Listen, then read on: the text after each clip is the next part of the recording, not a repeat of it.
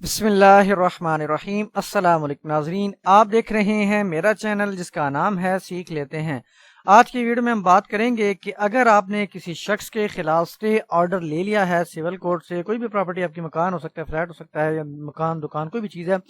کہ وہ آپ کی پراپرٹی میں مداخلت نہ کرے، آپ کو بے دخل نہ کرے، کوئی بھی جو اسٹے آرڈر ہے، جو اسٹیٹس کو اگر جیسے ہم نے آرڈر کر دیا ہے، تو اگر وہ دوبارہ اس کی خلاف ورزی کرتا ہے اسٹے آرڈر کی، تو آپ کیا طریقہ کار اڈاپٹ کر سکتے ہیں، کیسے کر سکتے ہیں، تو انشاءاللہ اس ویڈیو میں ڈسکس کریں گے۔ لیکن ویڈیو کی ڈیپتھ میں جانے سے پہلے ریکویسٹ ہے کہ چینل کو سبسکرائب کریں تاکہ فیوچر کی کوئی بھی ویڈیو جو میں اپلوڈ کروں آپ تک بر وقت پہنچ سکے۔ اس کے ساتھ ساتھ کسی بھی ویور نے کوئی بھی سروسز لینی ہے، وہ ٹرانسلیشن سروسز ہے، کسی بھی ڈاکومنٹ کو ٹرانسلیٹ کروانا ہے، یا کوئی ویزا ریلیٹڈ میٹر ہے، کسی بھی کنٹری کے لیے اپلائی کروانا ہے، U K, U S A, Canada, Australia, ترکی وغیرہ کے لیے، تو گیون نمبر 0303582907 پر واٹس ایپ کر سکتا ہے۔ لیگل ڈرافٹنگ بھی کروانی ہے، کوئی بھی کورٹ کیس ہے، دعویٰ، جواب دعویٰ، اپیل، نگرانی وغیرہ، تو بھی گیون نمبر پر رابطہ کیا جا سکتا ہے۔ تو دیکھتے ہیں سب سے پہلے آپ کو کیا کرنا ہے۔ اگر کوئی پہلے تو یہ دیکھ لیں گے اسٹیٹس کو کا جو آرڈر ہوتا ہے وہ کس قسم کا ہو سکتا ہے۔ اب جیسے یہاں پہ لکھا ہوا ہے کہ in the meanwhile respondents number 1 2 3 are directed to maintain a status quo regarding the suit property, یعنی کہ اگر وہ جیسے میں آرڈر کر دیا کہ اس کا جو اسٹیٹس کو ہے یہ برقرار رکھا جائے، بالکل ایز اٹ از رکھا جائے، اس میں کوئی جو ہے نہ کنسٹرکشن کی جائے، نہ اس کو بیچا جائے، تو بالکل اسٹیٹس کو اگر یہ رکھا گیا، یا کوئی اور اس طرح کا کوئی آرڈر ہوتا ہے کہ ان کو ریسٹرین کیا جاتا ہے، آر ریسٹرین فرام ہراسنگ یا interfering into the peaceful position of the plaintiff, کوئی ایسا کا کوئی آرڈر ہے تو اس کی خلاف ورزی کرتے ہیں، تو آپ نے اسی حساب سے اپلیکیشن بنانی ہے، اس میں لکھنا ہے کہ انہوں نے کیا خلاف ورزی کی ہے۔ فار ایگزامپل یہاں پہ اب ان کو جو اسٹیٹس کو کا آرڈر ہوا تھا کہ وہ اسٹیٹس کو برقرار رکھیں، لیکن اس کے باوجود وہ کلٹیویشن کر رہے تھے، تو اس کی جو اپلیکیشن کس طرح بنائی جا سکتی ہے، تو یہ دیکھ سکتے ہیں۔ سب سے پہلے اپنے جو ہے اس کوڈ کا نام لکھنا ہے جس کوڈ نے بھی یہ آرڈر پاس کیا ہے۔ اب اس کوڈ کو آپ نے یہ لکھنے کے بعد یہاں پہ آپ اس کا نام لکھیں گے، جو بھی پلینٹف تھا جس نے دعویٰ دائر کیا تھا، تو وہ یہاں پہ پیٹیشنر بن جائے گا، اپلیکینٹ بن جائے گا۔ یہاں پہ اس کے بعد ورسز میں آ جائے گا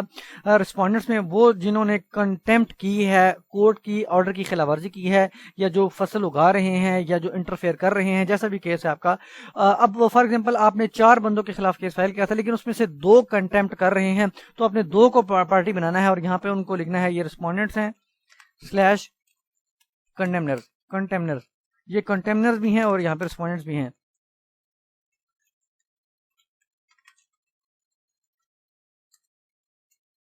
اور یہاں پہ آپ suit for permanent and mandatory injunction لکھیں، جو بھی دعویٰ کا آپ کا جو بھی آپ نے دعویٰ دائر کیا تھا۔ اور یہاں پہ اب یہ والی ہماری اپنی درخواست ہے جو ہم کنٹمپٹ کی دے رہے ہیں، تو petition for initiating contempt of court proceedings against the respondents and appointment of local commission. اب چونکہ یہاں پہ کوئی کیس ایسے تھا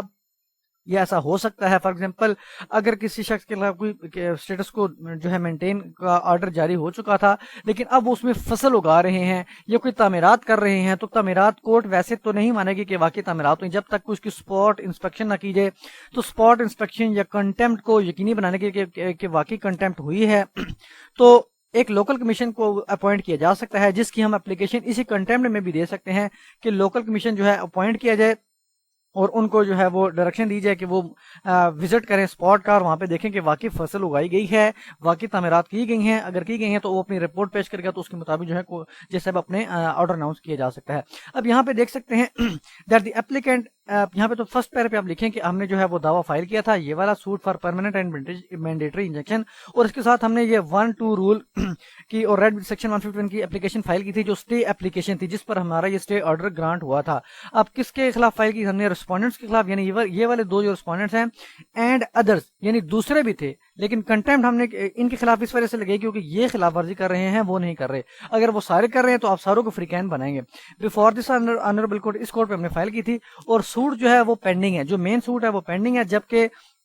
اور اس میں جو نیکسٹ ڈیٹ آف ہیئرنگ ہے وہ یہ والی فکس ہے، لیکن جو ان اپلیکیشن ہے جو ہم نے اسٹے کی اپلیکیشن دی تھی اس میں جج صاحب نے جو ہے وہ آرڈر پاس کیا تھا جس کا ریلیونٹ پورشن جو ہے وہ یہاں پہ ہم ریپروڈیوس کرتے ہیں، یعنی جو ریلیونٹ پورشن وہی ہے کہ جس میں جج صاحب نے اس کو ریسٹرین کیا اور ان کو منع کیا کہ آپ مداخلت نہ کریں یا اسٹیٹس کو برقرار رکھیں، تو بالکل ایز اٹ از میں نے ڈیٹو کاپی یہاں پہ اس آرڈر کا جو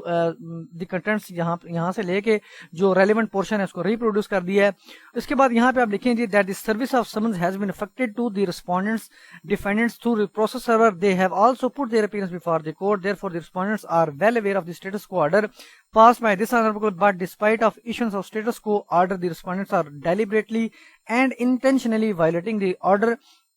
by way of cultivating the wheat over the suit land. यानी जो भी आपका यहाँ पे आप लिखेंगे जी कि उनको समन भी मौसूल हो चुके हैं, उनकी तामील भी हो चुकी है, और अगर वो पेश भी हो चुके हैं अदालत में, फॉर एग्जांपल वो कोई नेक्स्ट डेट की पेशी थी इनके जो मेन दावे में भी थी, ये जो उनको तलब किया था जिस भी डेट को, तो वो पेश भी हो चुकी है, लेकिन इसके बावजूद तो उनको पता भी है कि स्टेटस को जारी हो चुका है तो खिलाफ वर्जी की है। तो यहाँ पे आप लिख सकते हैं कि अगर अपीयरेंस वो नहीं पेश हुए तो आप इसको हटा दें, अगर पेश हुए तो आप लिख सकते हैं, लेकिन आप ये कम से कम लिखें, क्योंकि जब आपको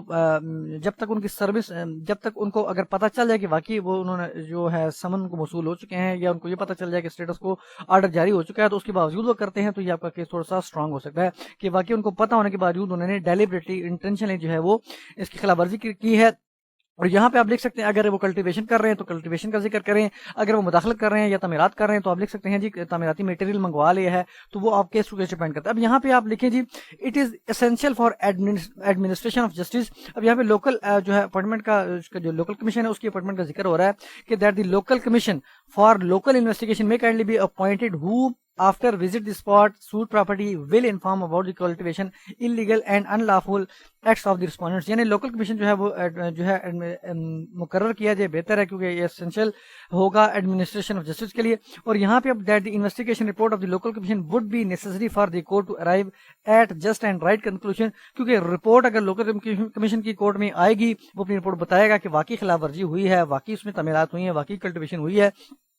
तो उसकी बुनियाद पर जो है वो कोर्ट एक राइट और जस्ट डिसीजन पे आ सकती है। अदरवाइज कैसे वो आएगी, इसी यहाँ पे प्रे लिखेंगे इन व्यू ऑफ। अब यहाँ पे आप दो तीन चीजें मांग सकते हैं। एक तो हम यहाँ पे लिखेंगे कि उनको दोबारा बरकरार जो है डायरेक्शन दीजिए, कि वो स्ट्रिक्टली डायरेक्शन दीजिए कि वो जो स्टेटस को ऑर्डर है उसको मेंटेन रखें, उसको यानी जो सूट प्रॉपर्टी की जो स्टर्म कंडीशन है उसको बिल्कुल एज इट इज रखें, उसमें जो है दोबारा तमीरात वगैरह या जो भी कल्टिवेशन वगैरह ना करें। और इसके बाद हम लोकल कमीशन की दरखास्त यहाँ पे जो प्रेयर में भी लिखेंगे कि लोकल कमीशन जो है अपॉइंट किया जाए। यहाँ पे जैसे हम लिखते हैं कि it is further paid that the local commission may also be appointed who visit the spot and submit his report regarding cultivation of bye respondents of the suit land. इसके बाद थर्ड वाले जो हमारी मेन तो खैर सारी हैं इसमें रिलेवेंट है कि कंटेम्प्ट प्रोसीडिंग्स भी इनिशिएट की जाए। अब उसमें सजा भी उनको हो सकती है अगर साबित हो जाए, अगर आपका केस जो है वो कोर्ट सेटिस्फाइड है। It is further paid that the contempt of court proceedings may kindly be initiated against the respondent for not obeying the court order of this honourable court.